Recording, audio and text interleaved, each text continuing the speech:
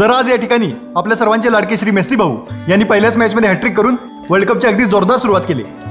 तर मेस्सी भाऊ, पहिल्याच मॅचमध्ये 3 गोल, कसं वाटतंय? नाही, सगळ्यांचीच इच्छा होती आणि ती दत्त प्रकट झाले. येस, 3 गोल म्हणजे अगदी दत्ताचाच आशीर्वाद. पण मेस्सी साहेब, तुमच्या या यशामागे कोल्हापुरात तुमच्या एवढे बॅनर लागलेत, कटआउट लागलेत, त्या सगळ्याची एक पॉझिटिव्ह एनर्जी आहे, अशी चर्चा रंकाळ्यावर सुरू होती. त्याबद्दल तुमचं काय मत? आध्यात्मिक वृत्ती ही या भूमीची देणगी आहे. त्यातून ही सगळी चळवळ उभी राहिली. नक्कीच. तर मेस्सी साहेब, कोल्हापूर म्हटलं की राजकारणाची चर्चा तर झालीच पाहिजे. तुमच्या इथल्या तरुणाईसाठी काही प्लॅन्स?